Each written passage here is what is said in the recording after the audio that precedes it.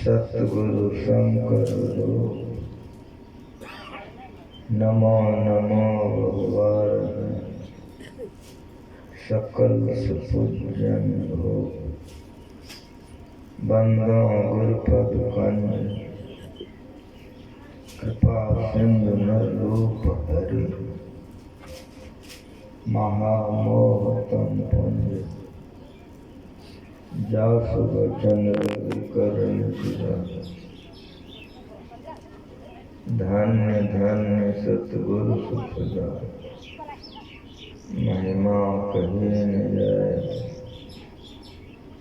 जो कछ कहूँ तुम्हारी कृपा, मौतें कछ न बसा। बोलिए प्रेम से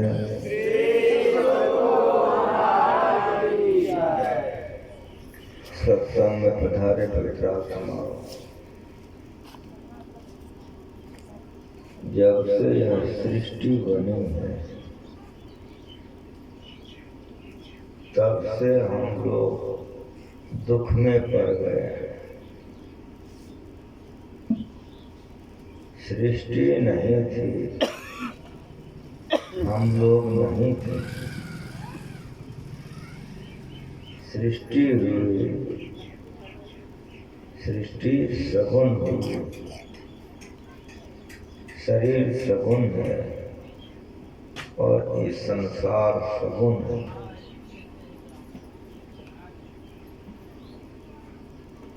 जब से यह सगुण का निर्माण हुआ, संसार बना और हम लोगों का शरीर बना, तब से हम लोग जन्म लेते हैं। उस समय में भी कष्ट होता है अपार। बड़े होते हैं, काम वासना सताती,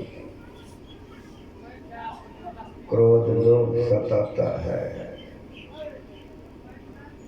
भीतर से हम लोग कुछ भी सुख शांति से रह सकें संभव नहीं। बाहर से लगता है कि हमसे फलना सुखी है, लेकिन फलना से मिले तो वो दुखी है।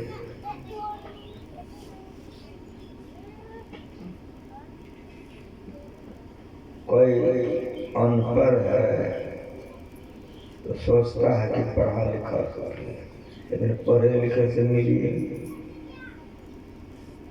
तो पता चलेगा कि वो सुखी है। कोई निर्धन है तो सोचता है कि धनवान सुखी होगा,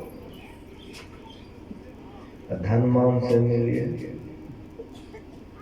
धनवान भी दुखी है। ऐसा क्यों है?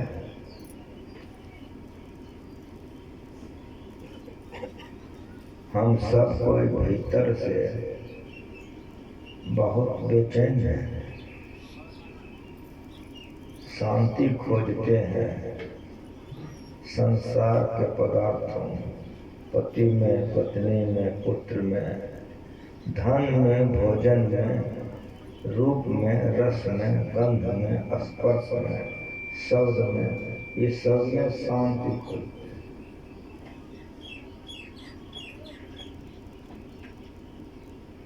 मिलता ही नहीं। ये सब पदार्थ प्राप्त करने के बाद भी शांति नहीं है। क्यों नहीं मिलती? हम लोगों का दिशा ही गलत हो गया है। मृगा को आप देखिए, मृगा के नाभि में कस्तूरी रहती है। मृगा के नाभि में उस कस्तूरी से बहुत सुगंध निकलती है। तो मृगा पहाड़ को सूंघता है, गाछ को सूंघता है, लता पता को सूंघता है। इसी से सुगंध आ रही है और पते ने उसके अंदर में कस कर दी। तो जिस तरह से मृगा दिग्भ्रम हो गया है, दिशा गलत हो गई है, कस्तूरी तो उसके अंदर है, वो गिरी तरु लता मूंग जमीन में कहीं पील देखता है, उसी में सुनता है कि यहीं से सुगंधी आ रही है।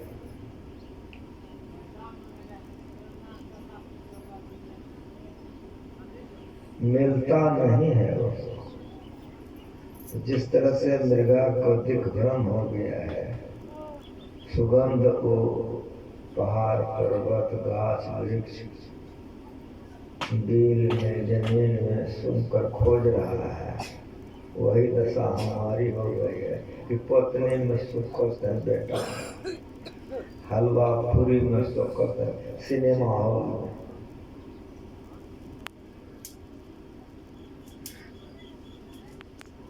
दिशा ही भ्रम हो गया है, उधर सुख नहीं है, शांति उधर है ही नहीं। जहाँ सगुन होगा वहाँ निर्माण होगा,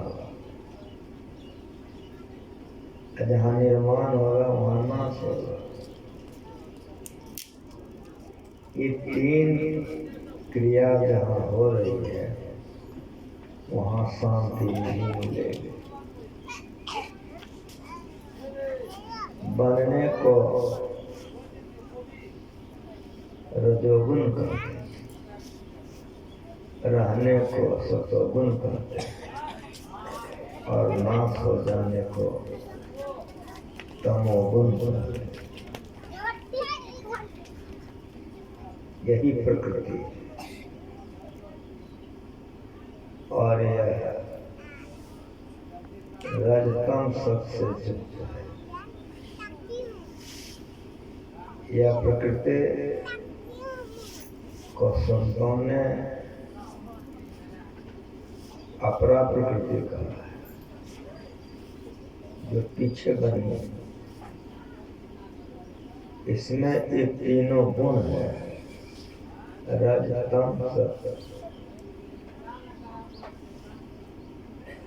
हम लोग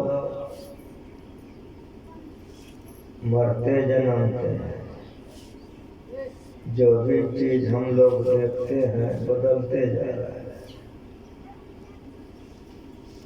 हमको चाहिए कैसा चाहिए जो बदले नहीं। मन कहता ऐसा चाहिए जो बदले नहीं। जिस चीज को पकड़ता हूँ बदलिए जाता है। आँख से जिसको पकड़ते हैं बदल जाता है, कान से जिसको पकड़ते हैं वो बदल जाता है, नाक से जिसको लेते हैं वो बदल जाता है, चमड़ा से जिसको लेते हैं वो बदल जाता है, मन से जिसको पकड़ते हैं वो बदल जाता है, जहाँ बुद्धि लगाते हैं वो बदल जाता है। कि वो बदल जाता है, इसी में गड़बड़ हो जाता है।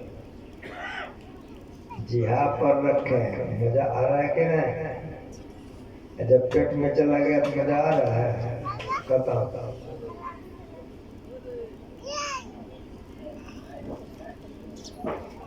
जैसे सरसी लो होती, छिन पानी छिन आग।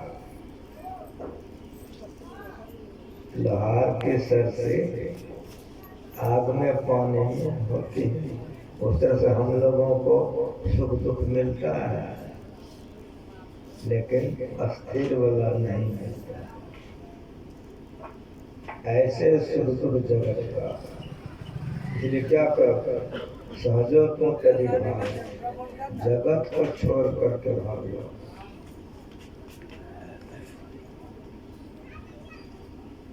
कहाँ भाग लो? वह घर सबसे न्यारा अलग, जहाँ पूर्ण पुरुष हमारा, जहाँ न सुख दुख साथ झूठ नहीं पापन कौन पता। वहाँ चले जाइए, शांति ही शांति। जब तक वहाँ नहीं जाएंगे, कुछ बंद करके रहेंगे, अरे देवियों देवता बन जाएंगे न तैयो संशय। देवियों देवता का पढ़िए न, देवियों देवता आसान है।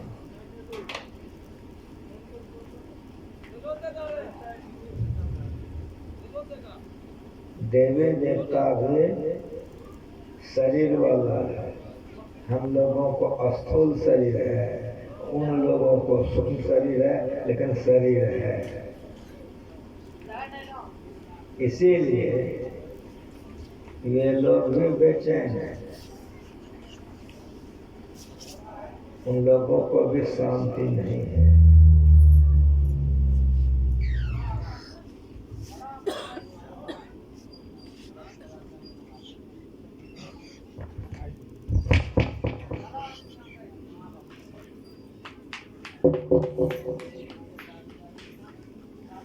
जहाँ तक द्वैत है, बड़ा ऊंचा ज्ञान है।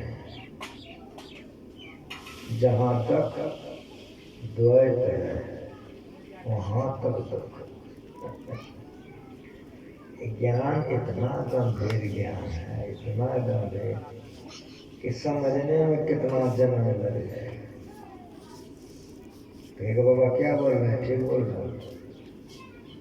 दूसरे को छोड़ दे, हमारे सत्संगी रोज गाते हैं, अभी भी गाए। एक ईश्वर पर अचल विश्वास, एक को छोड़ रह सकते हैं, एक ईश्वर पर अचल विश्वास।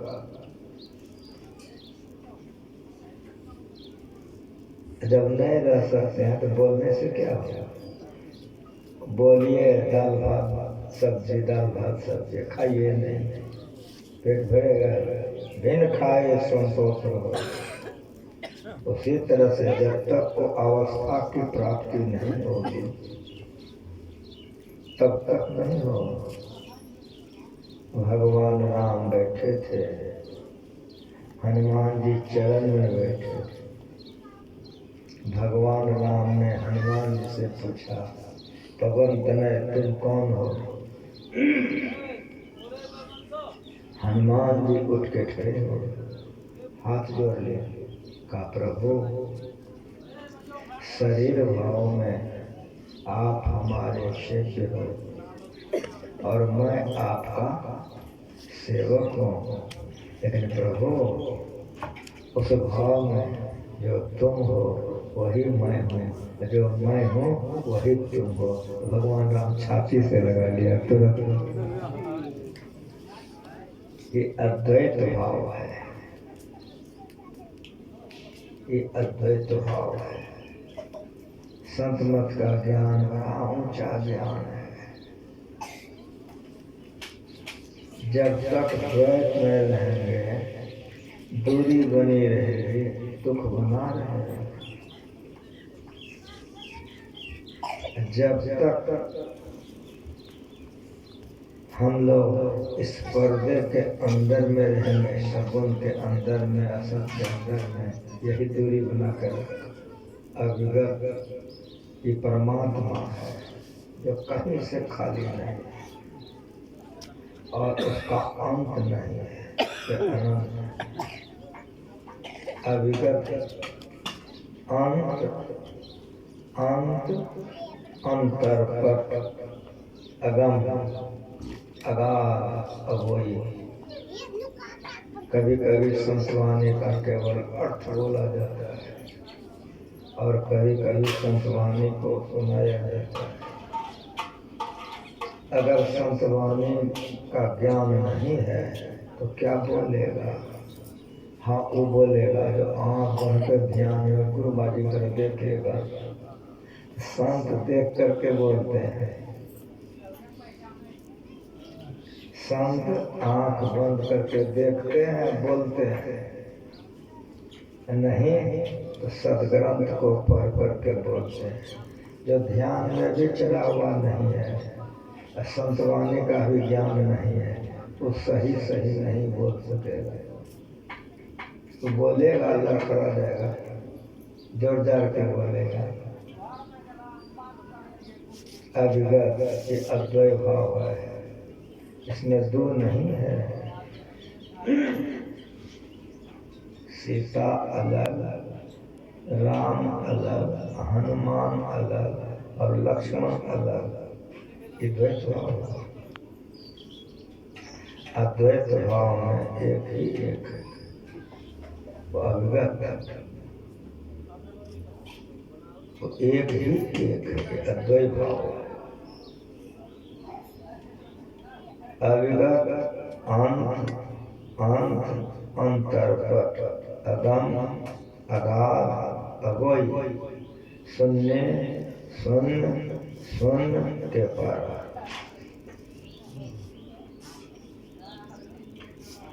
शांति नहीं है सो नहीं, शांति है।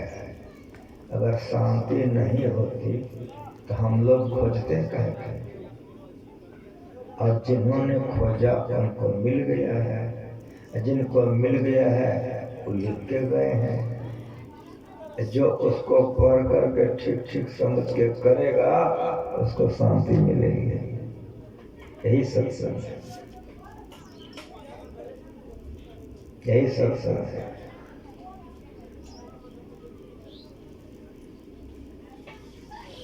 सगुण में द्वैत भाव है।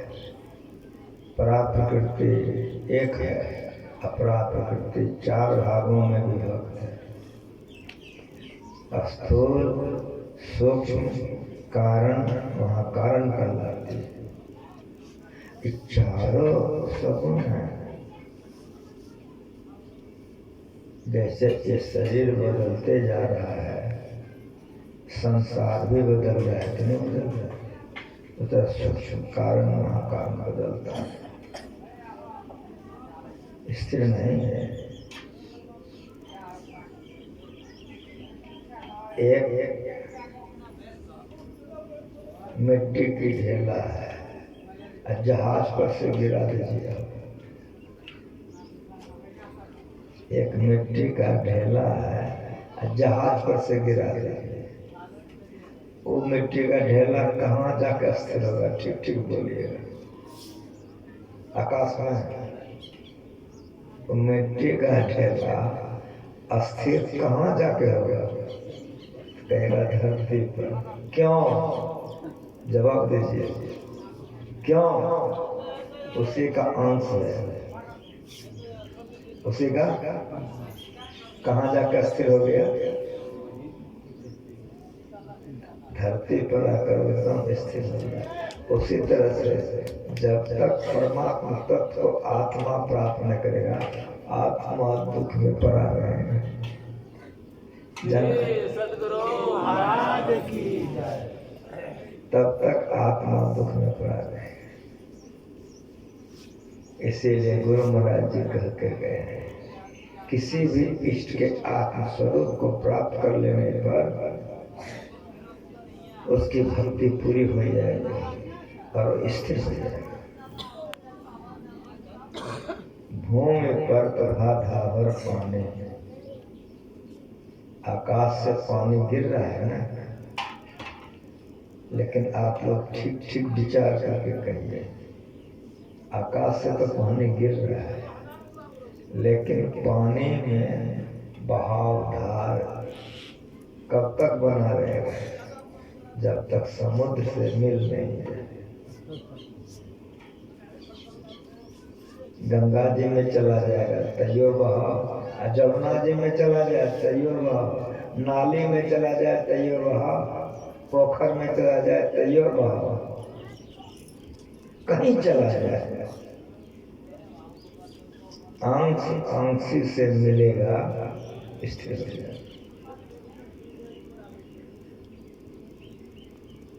जीव आत्म प्रभु का अभी पढ़े हैं, जीव आत्म प्रभु का अंश है।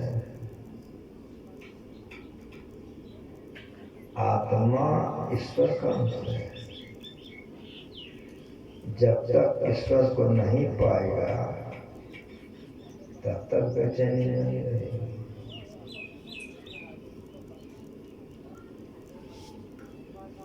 इसी की खोज संतों ने किया।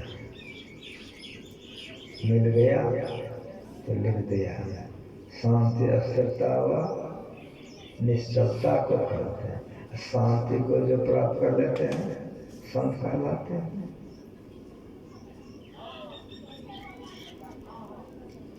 अविगत कहीं से खाली कि परमात्मा, लेकिन कि परमात्मा को पाओगे कैसे? अंत अंत अंत कहते हैं, 3 का अंत कर दो तो अनंत की प्राप्ति हो जाए। वो 3 क्या है? कहा कि अंधकार का अंत कर दो और प्रकाश और शब्द का अंत कर दो, तब जो हो जाएगा अद्भुत हो जाएगा। अनंत को पाकर आत्मा अनंत हो जाएगा। समझाना लग गया, पट टांग दिया, पटाकाश हो गया। ये महदाकाश था, ये महदाकाश था। अब पट टांग दिया, पटाकाश हो गया। मकान बना दिया, मठाकाश हो गया। धुआं कीजिए, काखे काखे हो जाएगा। नहीं, खेत में धुआं कीजिए, काखे काखे होता है ना? हाँ कहिए, खेत में धुआं करने से काखे होता है? कहने होता है वो आकाश है। घर में धुआं कीजिए तो घर करिया करिया हो जाएगा। तो करिया करिया कहे हो गया? ससीम के चलते। घर ससीम है, ससीम है छोटा, ये घर करिया करिया हो गया। खेत में करिए ना, कहाँ काकी करेगा? उसी तरह सुख दुख जीवात्मा को होता है, सुख दुख परमात्मा को नहीं होता है।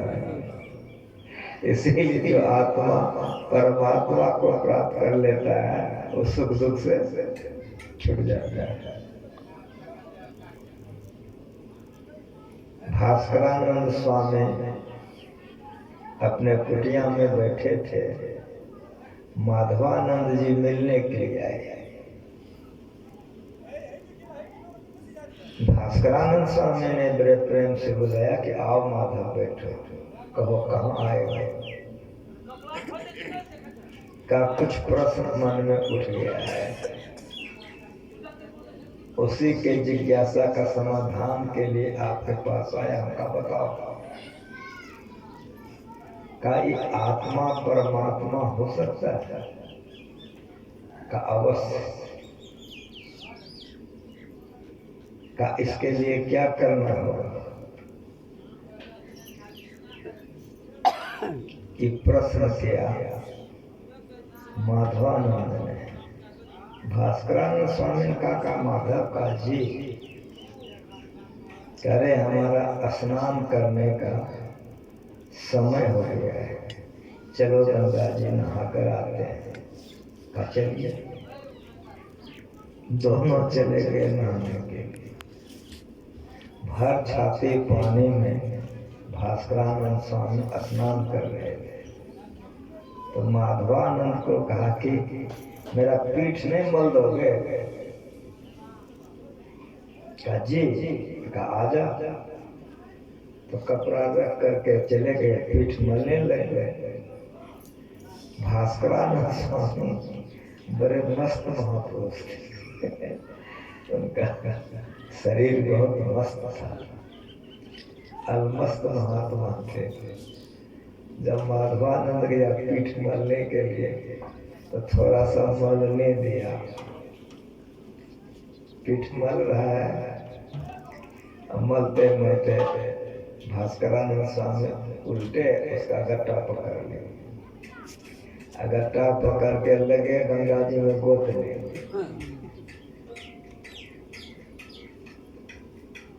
जब गंगा जी में गोतने लगे, ताकत लगाने लगा।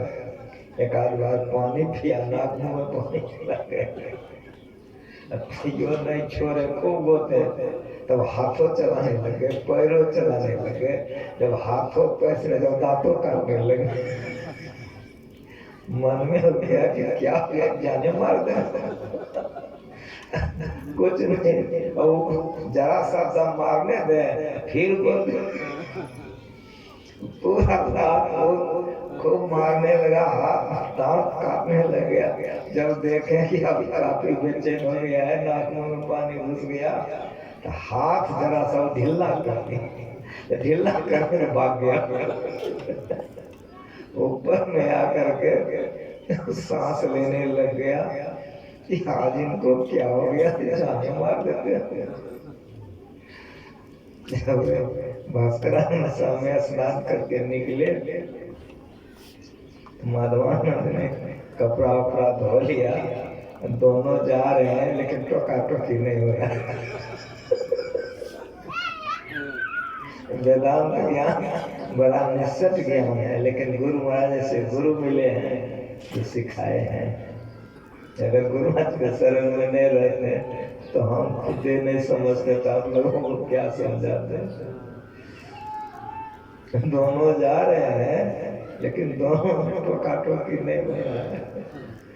जब कुछ रास्ता तय हो गई तो भास्करानंद स्वामी का माधव जी करे, गंगा जी में जो हम तुमको डुबा रहे थे कैसा लग रहा था? चुपचाप चलिए।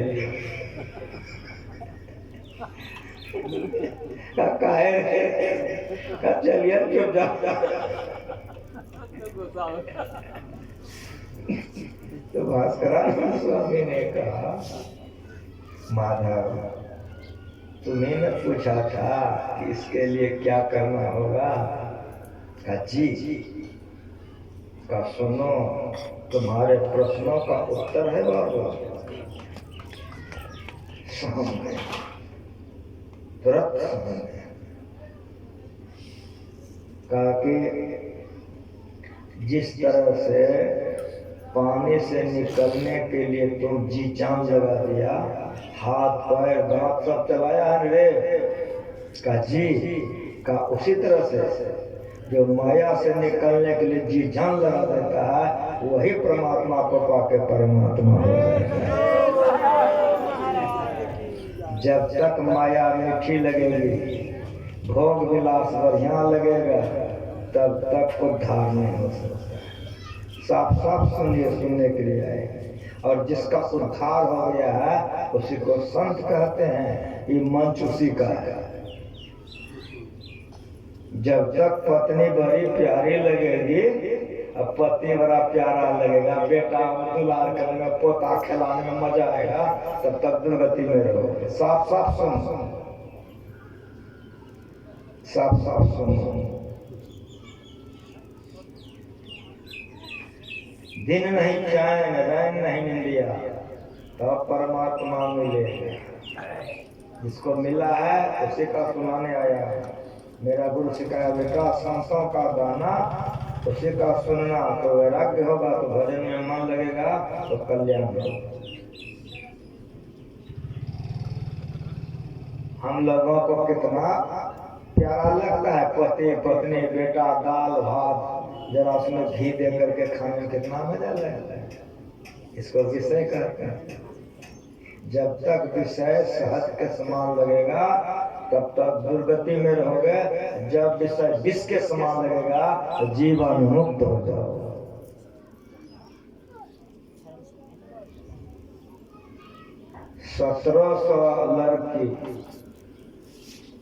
1700 लड़की, और वो लड़की क्या 1000 में एक।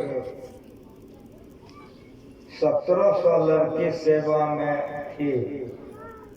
सिद्धार्थ का एक राजा है, उसका बेटा है, राजा का बेटा है, धन कितना होगा। सिद्धार्थ के सेवा में 1700 लड़की थी। उसका बाप चुन चुन के लाके देता था।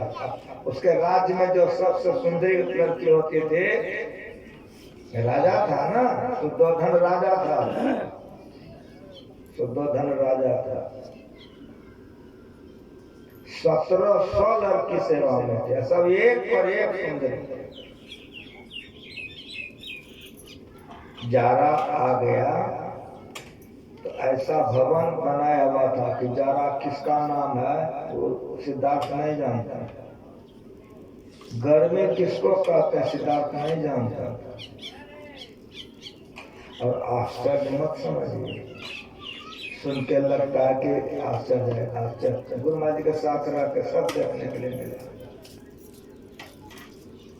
बैसाख जेठ में कितना गर्मी होता है। और गुरु महाराज जी के साथ गए थे दार्जिलिंग। दार्जिलिंग में गुरु महाराज जी के एक शिष्या थी शीला चमरिया। शीला चमरिया का एक वहाँ पर भवन था, मकान। बाहर में हम लोग इतना कपड़ा पहन के रखते थे, बाहर में पानी जम जाता था, खाली आंखें खुला रहता था। और उसके अंदर में चले जाते थे, 3 फाटक था, 3 फाटक के अंदर चले जाते, गंजी पहन के काम करते थे। ठंडा किसका नाम है जान देने का। पहले पक्का का मकान था, जो आपके गांव में ढेरी है। पक्का के मकान के अंदर में काठ का मकान था, काठ के मकान के अंदर में कपड़े का मकान था। तीनों में फाटक ऐसा था जो एयर टाइट था। अंदर चले जाते थे। गुरु महाराज जी एकदम 100 बरस के बूढ़े, देह में कोई कपड़ा नहीं, बैठे हुए। धरती पर कोई बात आश्चर्य मत समझिए। राजा था, इतना सुख से पाला था, इतना सुख से पाला था। 6 ऋतु अपने भारत में होता है, उसका प्रभाव बेटे पढ़ने देता था। इतना लाड से पालता था। 1700 लड़की सेवा में थी। लेकिन मेरी बात को सुनिए, शादी कर दिया, एक बेटा आ गया। किसको? सिद्धार्थ को। शादी कर दिया, एक तो बेटा हो गया। 1700 लड़की सेवा में। सुदोधन के मन हुआ कि आप ये नहीं गड़बड़ाएगा, अब राजपाट के लिए कुछ इसको सिखाना चाहिए। तब उसको रथ पर बैठा करके नगर निरीक्षण करने के लिए राजा ने राजकुमार को निकाला। आज सिद्धार्थ का जीवन का पहला दिन है जो नगर निरीक्षण के लिए निकला है।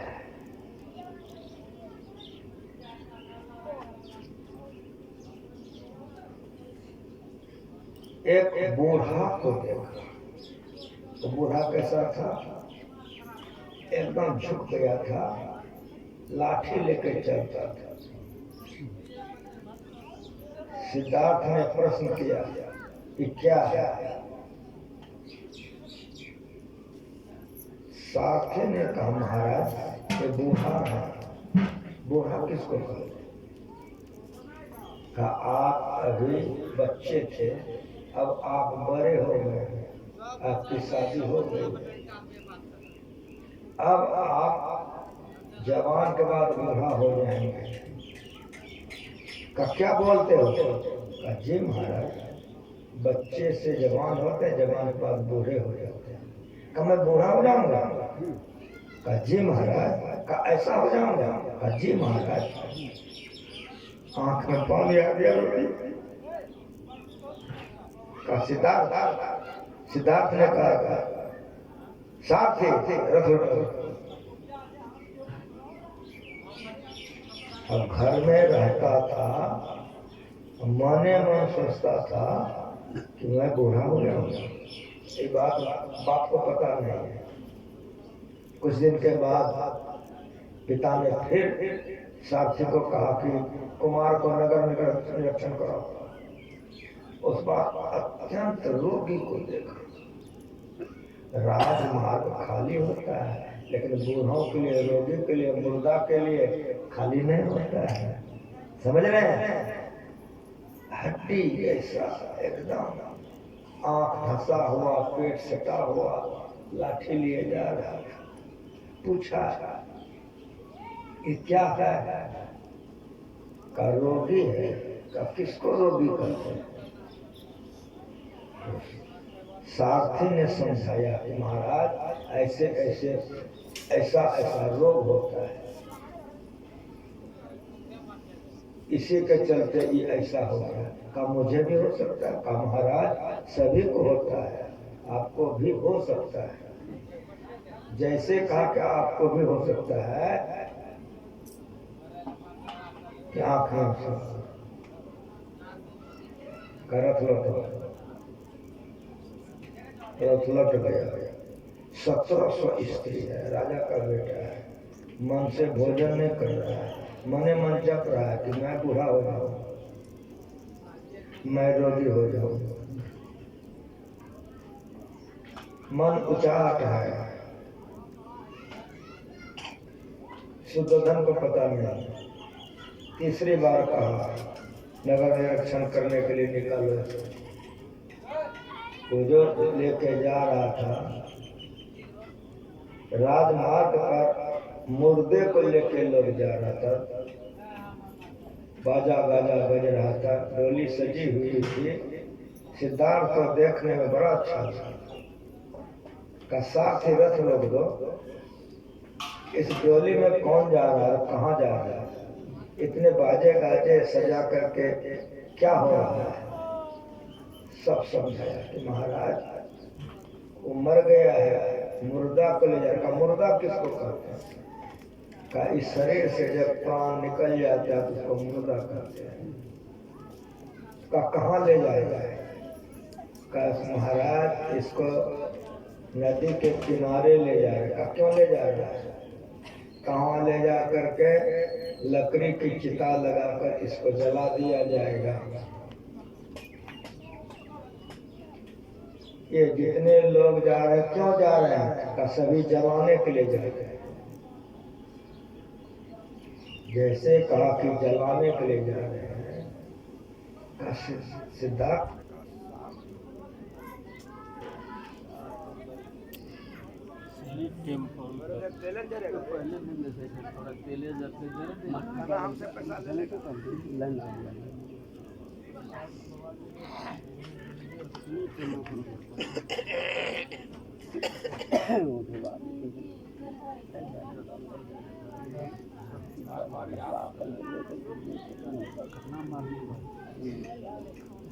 भोज करने का टका है, 1 लीटर तेल जल जाएगा, टका नहीं है।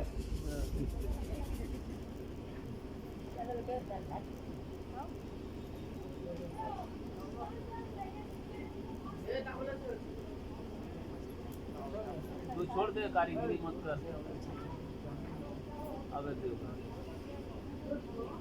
अब बंद नहीं करिए, लेनो है तो छोड़ दे।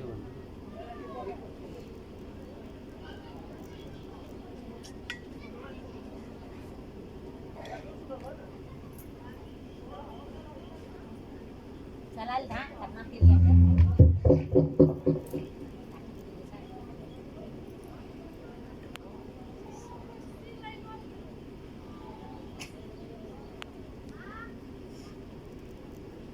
सारथी ने कहा, जब सिद्धार्थ ने पूछा कि सारथी का जी महाराज का मैं भी मर सकता हूँ? अवश्य मरेंगे महाराज। तो मैं मरूंगा तो इस तरह से लोग मुझे भी ले जाएंगे? अवश्य मरेंगे। तो मुझे भी जला दिया जाएगा? जी महाराज कर दो। अब 1700 स्त्री है, राजा का बेटा है, रो रहा है। भोजन बंद, हंसना बंद, शौक मौज बंद। और बढ़िया सुनो, सुनने आए।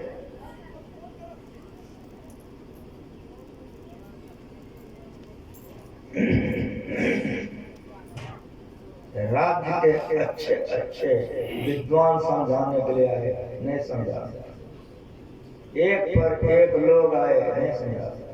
मंत्री महामंत्री आए, कोई नहीं समझा सका। भोजन परित्याग, हंसना बंद, रोना चालू है। दिन रात रो रहा है। शुद्धोधन को बड़ी चिंता हुआ। कितना डॉक्टर हकीम वैद्य सब चला गया, कोई कुछ इलाज नहीं कर सका। करके देखे इतिहास है कि दंत कथा का मंच नहीं है, इतिहास है अंत में सुद्धोधन आया। बेटा क्यों रोते हो, क्या चाहिए तुमको? जो चाहिए बोलो, सब तुम्हारा है, तुमको क्या चाहिए बोलो। का पिताजी 3 चीज चाहिए। का बोलो क्या चाहिए? का मैं कभी बुरा नहीं हुआ। एक तो ये दीजिए और फिर दीजिए कि मैं कभी रोगी नहीं हो जाऊँ, ये दीजिए। और तीसरे में दीजिए कि हमारी मृत्यु कभी नहीं हो। सब बापन बैठे हो, बेटा को दे दोगे नहीं तीनों? हाँ बोलो ना।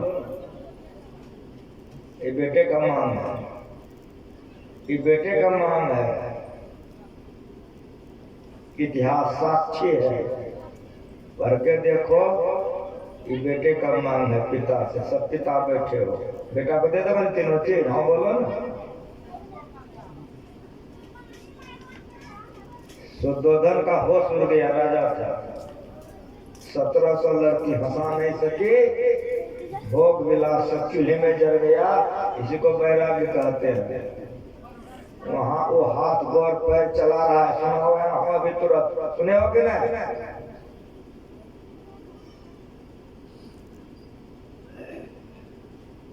भोगों के बीच में जोग है। देख लो, 1700 स्त्री हंसा नहीं सकती है। इतना बड़ा राज्य के लोग हैं, कोई सिद्धार्थ को नहीं हंसा सकता।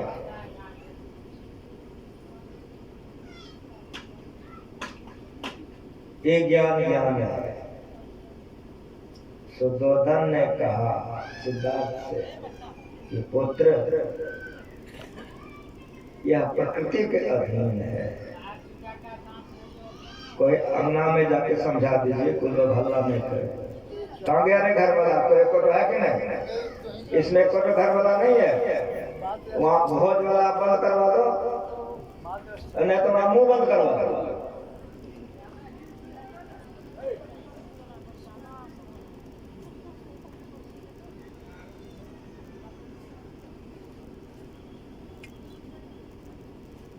जब सिद्धार्थ ने कहा ये 3 चाहिए, तो शुद्धोधन राजा था, साधारण नहीं था, विद्वान था, वो जानता था। इसीलिए सिद्धार्थ को कहा, शुद्धोधन ने, पुत्र यह प्रकृति के अधीन है। जैसे कहा कि प्रकृति के अधीन है, का पिताजी रास्ता मिल गई। जैसे कहा कि प्रकृति के अधीन है, तो तुरंत सिद्धार्थ ने कहा पिताजी रास्ता मिल गई। अगर यह प्रकृति के अधीन है तो मैं प्रकृति को अधीन कर लूंगा, ये तीनों मेरे अधीन हो जाएंगे। करके देखा, खाली बात को सुनाइए नहीं दिया, खाली बात को सुना दिया ऐसा मत समझिए, करके देखा दिया। 1700 स्त्री सेवा में थी, रात का 12 बज रहा है, और उसकी पत्नी संसार सुंदरी थी, एक गो बेटा हुआ था। 12 बजे रात में सबको सोया छोड़ करके राजकुमार निकल गया। लात मुक्का पैर दांत चल रहा है कि नहीं? समझ में आ रहा है कुछ? किसी भी बात को अगर गहराई से नहीं समझोगे, सुनने आए हो, वैराग्य नहीं होगा, वैराग्य नहीं होगा तो भजन ध्यान में मन नहीं लगेगा और बेकारे हो जाएगा। 12 बजे रात में राजकुमार, 1700 स्त्री पत्नी, उतना बड़ा राज्य संपत्ति को छोड़ करके निकल गया तो निकल गया। अभी जरा सा धन है तो दिन रात अपना बखान करता, हमरा इतना टका है, हमरा इतना जमीन है। राजा का बेटा है, भीख मांग के खा रहा है। करके देखो, वही राजकुमार है, भीख मांग के खा रहा है।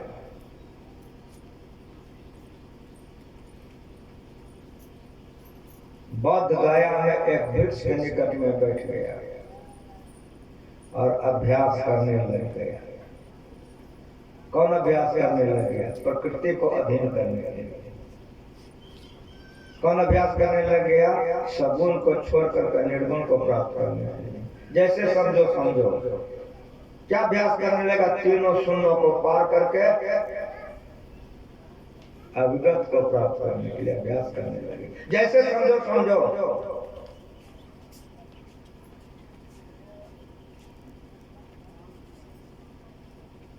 करते करते बहुत किया, लेकिन जैसा चाह रहा था वैसा नहीं हुआ। तब अन्न जल सब छोड़ दिया। देखो, जिसने पाया है किसी का सुनो, किसी का करो, गिरे का सुनोगे गिर जाओगे, कामी का सुनोगे कामी हो जाओगे। इसीलिए जब कभी सुनो उठे का सुनो, उठ जाओ।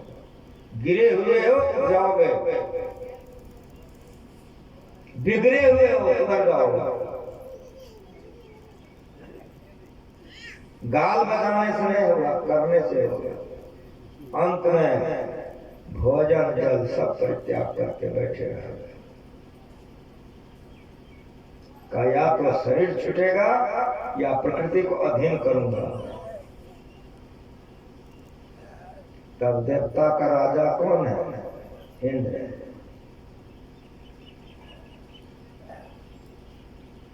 जो आए हैं तानपुरा बजाए, एक बार उसको बहुत ढीला कर दिया।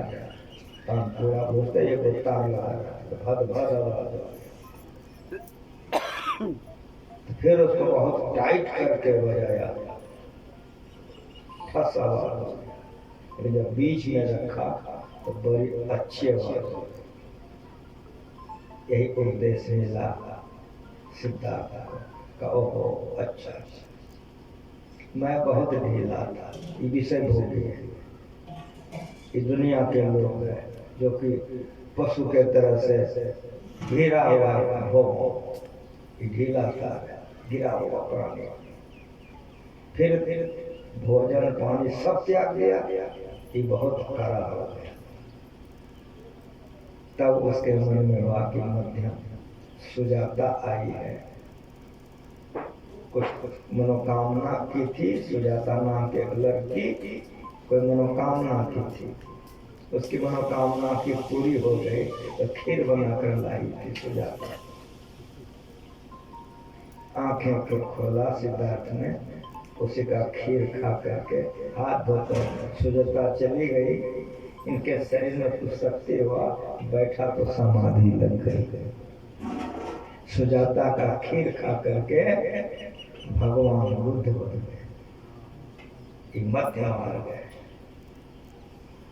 ये मध्यम मार्ग है। थोरो खाए सकल पे झलके, घनो खाए ले रोगी, दोनों पखा की संधि विचारे ते कोई पिरला जोगी।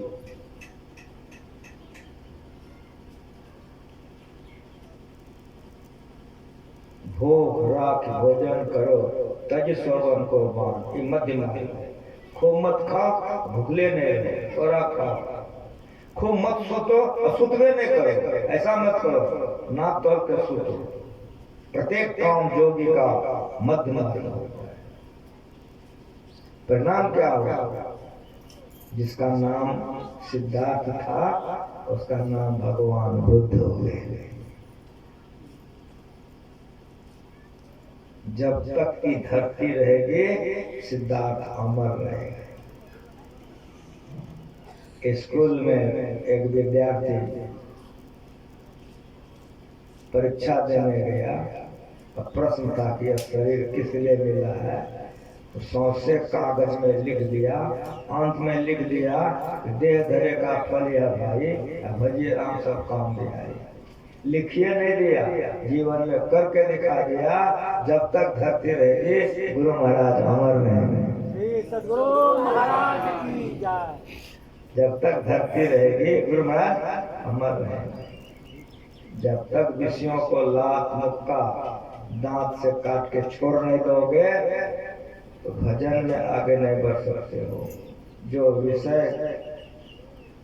सहज के समान लग रहा है तो अनंत की ओर नहीं बढ़ सकते हो। सुनने सुन सुन के पारा, शांति है नहीं है ऐसा मत समझो, शांति है, लेकिन मिलेगा कहाँ जाकर?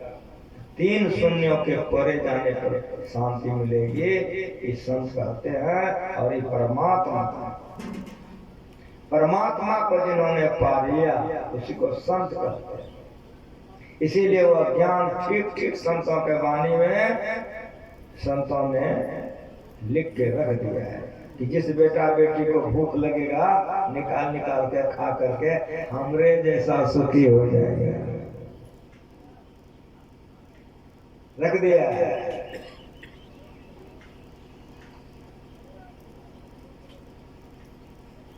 ईश्वर विश्वासी बनिए, ईश्वर विश्वासी बनिए। जो ईश्वर विश्वासी बनते हैं उसका बड़ा कल्याण होता है। अगर ईश्वर विश्वासी नहीं बनिएगा तो शांति नहीं मिलेगी। ज्ञान वैराग प्रकाश एक किताब है, उसमें मैंने एक कथा पढ़ी कि एक राजा को बहुत से संतानें थे। राजा था, कई ठो बेटा बेटी था। तो राजा सबसे बेटा से बेटी से सबसे पूछता था कि बेटा तुम किसके भाग से खाते हो, बेटी तुम किसके भाग से खाती हो। सब को कहे पिताजी आपके भाग से खाता। और उसमें तो सबसे छोटी बेटी थी, बहुत छोटी थी। अब उसको जब पूछे कि बेटी तुम किसके भाग से खाती हो, तो छोटकी कहे हम अपने भाग से खाते हैं। कहीं वो भूलो चुप से नहीं बोली कि आपके भाग से खाते हैं। सब बेटा बेटी कहे आपके भाग से। अब उसको पूछे कि हम अपने भाग से खाते हैं। होते होते सब बड़े हो गए, सभी बाल बच्चों का ब्याह शादी हो गई। ये जो छोटी बच्ची थी अब बड़ी हो गई, तब इसको शादी करनी है। तो राजा ने ब्राह्मण देवता से कहा कि बड़ी हो गई तो लड़का देखिए। एक जमाना था कि शादी ब्याह ब्राह्मण कराते थे, देखा सुना ब्राह्मण करते थे। समय बदल गया तो माँ बाप करने लग गया, गार्जियन लोग लड़का लड़की का शादी ब्याह करने लग गया। अब ऐसा समय बदल गया है कि लड़का लड़की अपने पसंद करके कर लेता है। समय बदलते बदलते बदल जाता है। अभी का समय आ गया कि लड़की अपना पसंद से, लड़का अपना पसंद से कर लेगा। तो ब्राह्मण को आदेश दिया, लेकिन कहा कि सुनिए, इसको अपने आप पर बड़ा विश्वास है, ये बड़ी ईश्वर भक्ति है, तो लड़का वैसा ही चाहिए। कहा जी महाराज। तो पंडित जी देखने लगे, कई बरस मिल गया, बीत गया, पंडित कोई खबर ही नहीं दिया।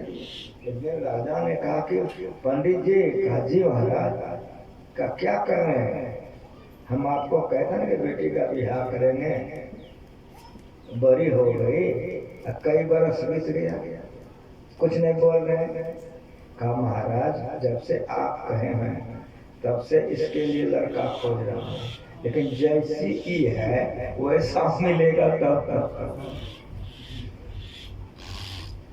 इसके जैसा लड़के समझ में नहीं आ रहा। महाराज हम बैठे नहीं हैं, हम घूम रहे हैं, इसके लिए जैसे लड़का मिल जाएगा तो हम आपको तुरंत सूचित करेंगे कि बेटी के लिए लड़का मिल गया। क्या जी याद दिला दिया? का जी मुझे याद है। कुछ दिन बाद व्यतीत हुए, एक नगर से एक जंगल होकर के पंडित जी आ रहे थे। एक गाछ के किनारे में एक लड़का बड़ा सुंदर देखने में चेहरा था, वो बैठा हुआ मुस्कुरा रहा था।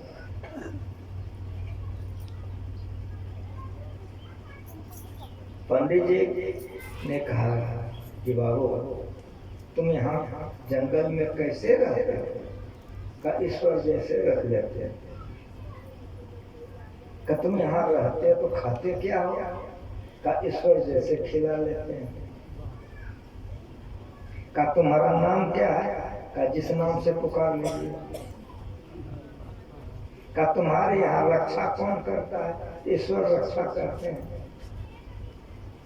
ब्राह्मण बड़ा खुश हो,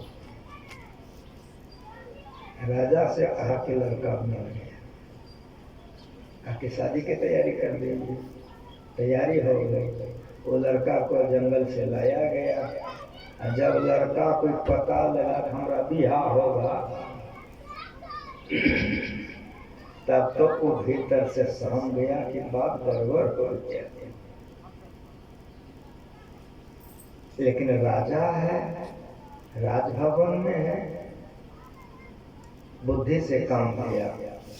उस लड़के ने कहा कि हमको आप लोग शादी कराने के लिए लाए हैं। कहा का जिस लड़की से मेरी शादी होगी, एक बार पहले उसे हमको मिला दीजिए, फिर पीछे शादी कीजिए। राजा ने कहा कोई दिक्कत नहीं, राजकुमारी से भेंट करा दो इसको। आ गई। उस लड़के ने कहा कि आपके पंडित और पिता मुझे आपके साथ शादी कराने के लिए जंगल से बुलाया है। मैं जंगल में रहता हूँ, और मेरी बात तुम बढ़िया से सुन लो कि बस मेरा देह देख लो, इसके अलावा हमको कुछ नहीं है। यदि मेरे साथ तुम्हारे पिता शादी कर दिए तो जीवन तुम्हारा रोने में ही बीत जाएगा। लड़की लड़का का सारा बात सुन ली। बोली कुछ नहीं बोलती। का मेरे पंडित वेदांत ज्ञान के ज्ञानी हैं और मेरे पिता राजा हैं, इसीलिए ईश्वर जो करेंगे मेरे लिए ठीक ही करेंगे। बात खत्म, शादी हो गई। जाने लगे। लड़के ने एक चीज नहीं लिया। जब लड़के ने कुछ नहीं लिया तो लड़की ने कुछ नहीं लिया। उसकी माँ ने अंत में एक ड्रेस न कल नहाएगी तो क्या पहनेगी, एक ड्रेस लाके बेटी को दे दी कि बेटी कम से कम इतना रख लो तुम कि कल नहाओगी तो क्या पहनोगे, और नहीं कुछ ले सब छोड़ दो कि टिफिन तो रख लो कि रास्ते में भूख लग जाएगी या वहां पहुंचोगी तो क्या खाओगे, तो ये रख लो। लड़के ने कहा माँ इतना दिन से जिसने पिन्हाया है वो पिन्हा ले। कब होश में सुनने आए हो? कहा माँ इतना दिन से जिसने खिलाया है वो खिला देगा, तुम चिंता ना करो, सब करो। एक टुकड़ा अन्न या एक बित्ता वस्त्र ना लड़के ने लिया ना लड़का ने लिया, बस चला गया। आते आते उसी जंगल में उसी वृक्ष के नीचे लड़का आ गया, बैठा। लड़की को कहा कि बैठो, यही मेरा सब कुछ है, बस इसी वृक्ष के पास मैं रहता हूँ, यही मैं जीवन व्यतीत करता हूँ। दोनों पति पत्नी बैठ गए, आपस में खूब गपशप होने लग गया जो पति पत्नी का है। बातचीत के सिलसिले में गाछ में ऐसे दो डाले थे, होता है ना, इस पर रोटी का एक टुकड़ा पड़ा हुआ, समझ में बातें आई। तो रोटी का जो टुकड़ा था उस पर नजर पड़ गई राजकुमारी की।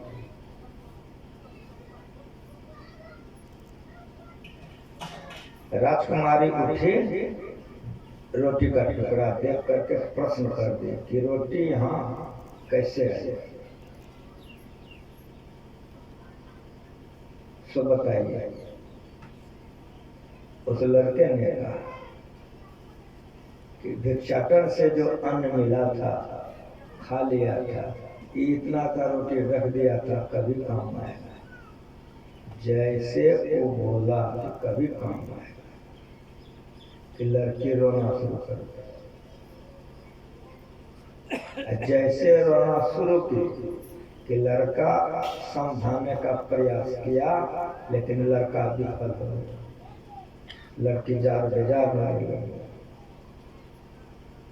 जब लड़की जार बेजार होने लग गई तो लड़का का हृदय टूट गया कि अब हम क्या करें। तब लड़के ने कहा, अब समझ में आ रहा है ना तुमको, हम तुमको वहीं कह दिए थे ना, अगर मेरे साथ तुम्हारी शादी होगी तो रोने से फुर्सत नहीं मिलेगा। अब समझ में आ गया ना, उस समय मेरी बात समझ में नहीं आई कि लड़की उठ के बैठ गई। लड़की ने कहा कि मैं इसके लिए नहीं रो रही हूँ। का फिर क्यों रो रही हो? रो इसलिए रही हो कि मेरे पंडित वेदांत ज्ञान के ज्ञानी थे, वे ठगा गए, वे ठगा गए। और मेरे पिताजी राजा थे, वे भी ठगा गए।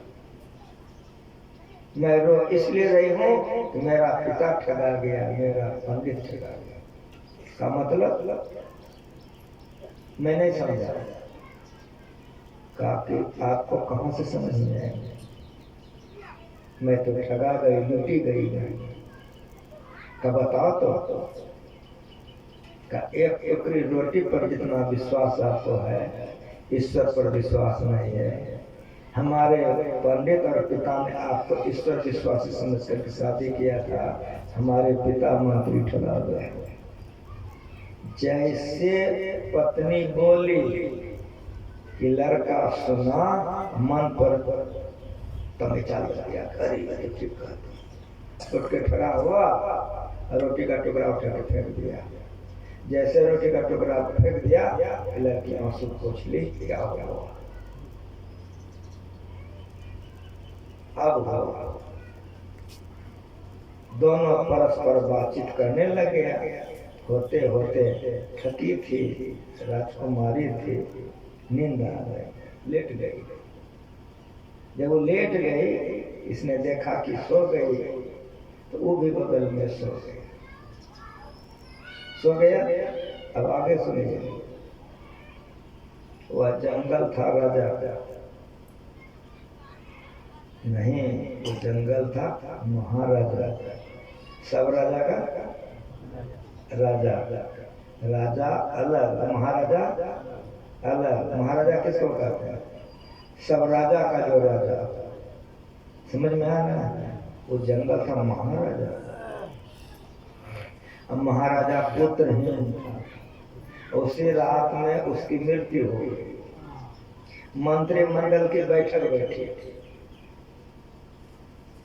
महामंत्री ने कहा कि राजा साहब खत्म हो चुके हैं, अगर मैं आप लोगों को कह दूं कि राजा बना दीजिए, आप लोग कहेगा हमको बनाइए, हमको बनाइए, आपस में लड़ाई हो जाएगी। और अगर किसी दुश्मन को पता चल जाएगा तो राज चौपट हो जाएगा। इसलिए राज का नियम है, समझ रहे हैं? पहले राजा बना लेगा तब घोषित करेगा। महामंत्री ने जब कहा तो कहा आप जो कहिए हम लोग करेंगे। कहा सुनो, महाराज के बगीचे में चलो, जो मिल जाएगा उसको तो गद्दी पर बैठा देंगे, हम लोग मंत्री हैं, राज चलाते रह जाएंगे। सारे मंत्रिमंडल की बातें जच गई। 1 बजे रात में वे लोग निकल कर जैसे उस में आए बगीचे में, दोनों सो। महामंत्री तो गदगद कि लगता है साक्षात लक्ष्मी सोई। राजा की बेटी राजकुमारी थी, जंगल में भी अगर सामान का गाछ पास हुई, समझ रहे हो? किचन में भी सोना होगा तो चमक होगी कि नहीं होगी? महामंत्री तो गदगद हो गया, का लगता है साक्षात लक्ष्मी आकर सो गए। ये लोग सो गए हैं, करना क्या है? मंत्री ने कहा महाराज किसी भी तरह से उठाना है, आपस में बातचीत कीजिए, वो लोग अपने उठ जाएगा। वही किया, ये लोग आपस में जो बातचीत करने लगे तो लड़की उठ के बैठ गई। जब लड़की उठ के बैठ गई देखी बहुत से मर्दों को हिला हिला लड़का उठ के बैठ गया। पूछा कि आप लोग कौन हैं और इतनी रात्रि में यहाँ क्यों आए? कहा हम लोग ये हमारे महामंत्री हैं, ये मंत्री हैं, ये मंत्री हैं, हम लोग महाराजा के सब मंत्रिमंडल के लोग हैं। कहा इतने रात में और इस बगीचे में यहाँ पर फुलवारी में क्यों आए हैं? का ये बात हम आप लोगों को नहीं कहेंगे, लेकिन हम लोगों पर विश्वास कीजिए कि हम लोग सभी कोई मिल करके आप दोनों को ले जाने के लिए आए। का क्यों? का ये नहीं बताएंगे क्यों, लेकिन हम लोगों पर विश्वास कीजिए, आप दोनों डरिए नहीं और हम लोगों के साथ आप निर्भय होकर चलिए। तो लड़की तो साधारण नहीं थी, राजा की बेटी थी ना। उन्होंने एक दो प्रश्न किया, महामंत्री ने जवाब दे दिया, समझ गए ये लोग गलत नहीं है। चलिए ये लोग सही है, कोई गुप्त बात होगा जो ये लोग बताने से लाचार है, इसलिए मत डरिए। ये मंत्रिमंडल ठीक है, ये मंत्री राजा की बेटी थी ना, जो राजा की बेटी होगी उसका बुद्धि कैसा होगा? वो मंत्री वगैरह को जानेगा कि नहीं जानेगा? अभी आपका बेटा बेटी कैसा है माँ बाप जानते हो कि नहीं जानते हो? राजा की बेटी थी, तुरंत बोली कि घबराइए नहीं, ये लोग कोई विपत्ति में फंस गए, इसीलिए विपत्ति के चलते ये लोग अपने को आउट नहीं कर रहे हैं। चलिए चले गए। जब वहाँ गए तब दोनों लड़का लड़की को महाराजा का दर्शन कराया। ये मेरे महाराजा हैं, ये पुत्रहीन हैं, इनको संतानें नहीं थी, आप लोग हमारी बात मानिए। हम लोग मंत्रिमंडल हैं, इसलिए हम लोगों ने ये निर्णय लिया था कि बगीचे में जो मिलेंगे उसको महाराजा पद पर आसीन करके तब कल सवेरे घोषित करेंगे कि मेरे राजा का शरीर छूट गया है। तुरंत स्नान कराया गया, पंडित बुलाए गए, रात महाराजा के पद पर लड़का को और महारानी के पद पर लड़की को सुशोभित कर दिया गया। अब लड़के क्या है? महारानी, लड़का क्या है? महाराजा। सवेरा हुआ, मंत्रिमंडल घोषित कर दिया कि मेरे राजा का शरीर छूट चुका है। अब जब राजा का शरीर छूट चुका है, सारे राज्य के लोग आएंगे ना कि नहीं आएंगे? सारे राज्य के लोग आने लग गए। इधर पर पोजीशन है, उधर का पोजीशन सुनिए। जब लड़की की विदा हो गई, लड़की चली गई, सवेरा हो गया, तो माँ बाप को माँ बाप होगा, सब माँ बाप बैठे, माँ बाप को माँ बाप होता है। माँ ने राजा से कहा कि बेटी चली गई, कुछ खबर तो लीजिए कि कहाँ है, क्या है।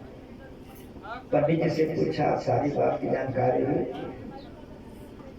सिपाहियों को भेजा पता लगाने के लिए, जिसको भेजा सब घूर घूर के आ गए, पते नहीं। जब बेटी दामाद का पता नहीं लगे तो बेचैनी बढ़ेगी कि नहीं? आपकी बढ़ेगी ना। ये लोग बड़े बेचैन हो गए कि मेरी बेटी कहाँ चली, मेरा जमाई कहाँ चला, दुखी है। और उधर से घोषित हो गया कि महाराजा का शरीर खत्म हो गया है, तो जाएंगे कि नहीं? वहाँ जाना पड़ेगा ना। तो सारे राज्य के लोग आते थे, सबका सुख सुविधा की व्यवस्थाएं की जाती थी। आज अब उस महाराजा के ससुर आ रहे हैं, समझ में आ रहा है? आज उस लड़के का ससुर आ रहा है। महारानी से पूछा कि आज पिताजी आ रहे हैं, उसका क्या करना है? लड़की ने कहा कि जिस तरह से आप आगे बढ़ करके सारे राजा का राजोचित सम्मान करते हैं, उसी तरह से आप आगे बढ़ करके पिताश्री का राजोचित सम्मान कीजिए। और जिस तरह से सभी राजाओं का ठहरने का व्यवस्था करते हैं, उस तरह से पिताश्री का ठहरने का व्यवस्था कीजिए। और अंत में जब सारी व्यवस्था हो जाए, तब पिताश्री को भवन में ले आइए, तो पिताश्री का स्वागत हम दोनों मिलकर कर लेंगे।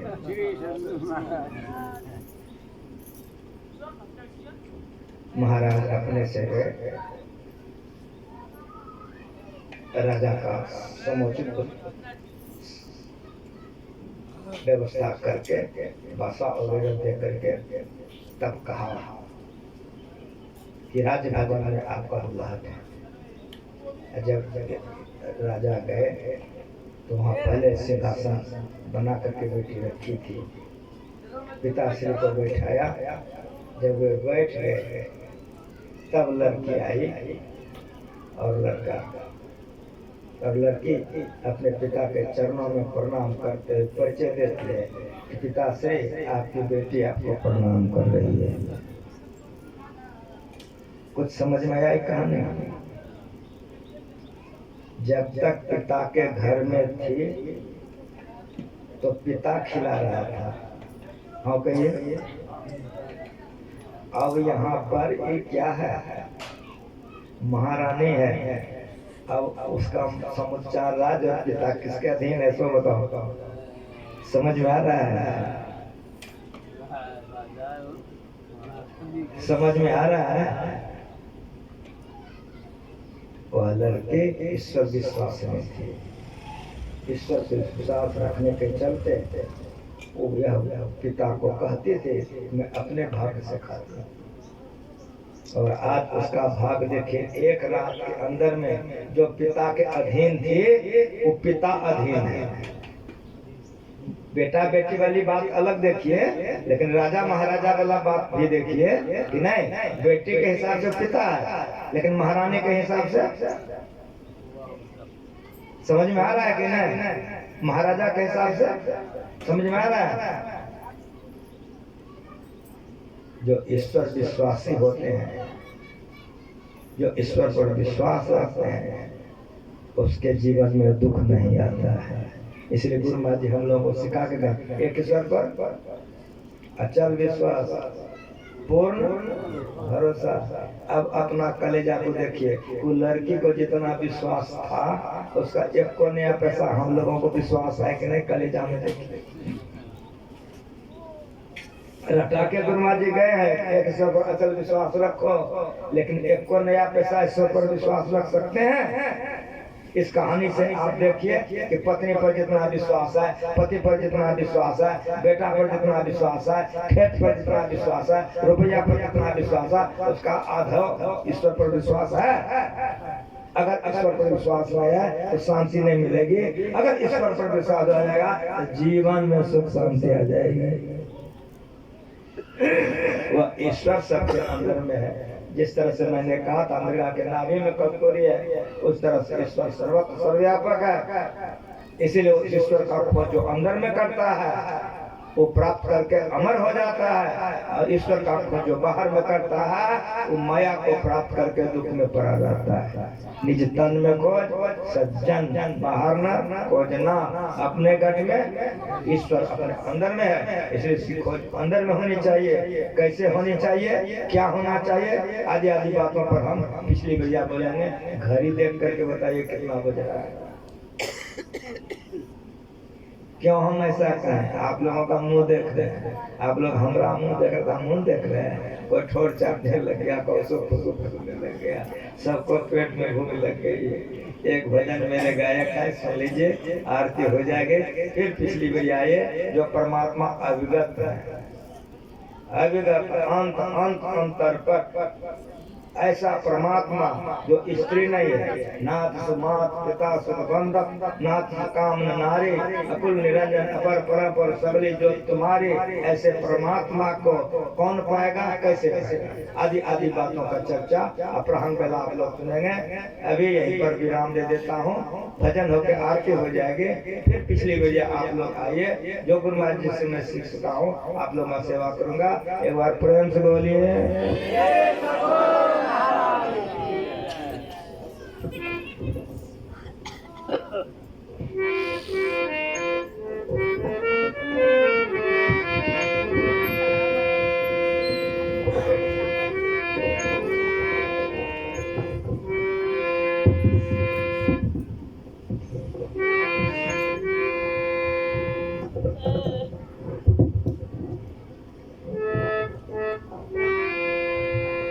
श्री सद्गुरु महाराज की जय। राम नाम की स्तन में तो चलते फिरते कभी नहीं है। राम राम राम राम, वह राम कहाँ है नहीं है। राम राम में राम राम, वह राम कहाँ जो है नहीं। हर जगह मौजूद है पर नजर आता नहीं। योग साधन के बिना कोई उसे पाता नहीं। आइए भजन के दौर में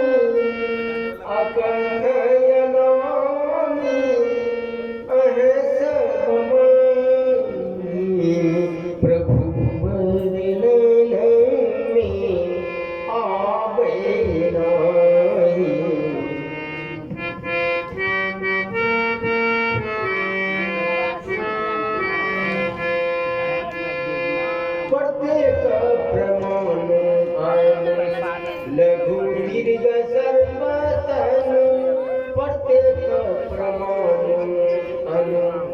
लघु दीर्घ सर्वतन प्रभु जी व्यापक जन, प्रभु जी व्यापक जन गगन रही।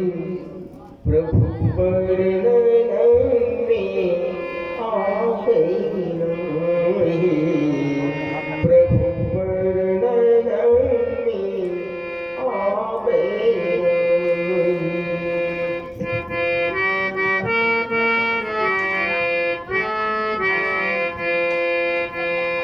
दृश्य अदृश्य सब सहित प्रकृति भाव। दृश्य अदृश्य सब सहित प्रकृति भाव। प्रभु में अटही प्रभु, प्रभु में अटही प्रभु यति न सका। प्रभु वर्णन में आ गई नहीं। प्रभु वर्णन में आ गई।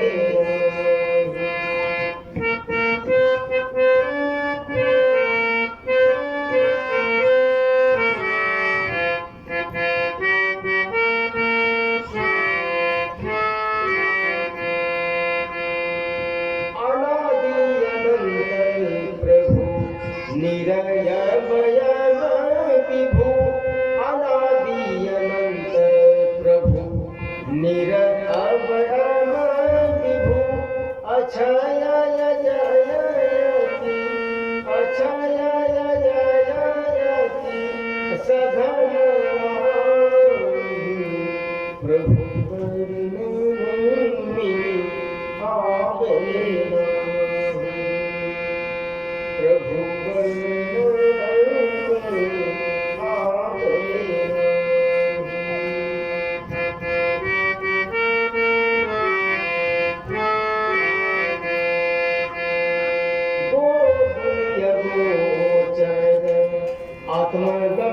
सूक्ष्मतर गुण गोचर आत्मगम्य सूक्ष्मतर गुरु भेद नहीं भजी गुरु भेद नहीं भजी मेरी गति पाऊं प्रभु वर्णन में जावे अकथ अनामी अकथ अनामी अहस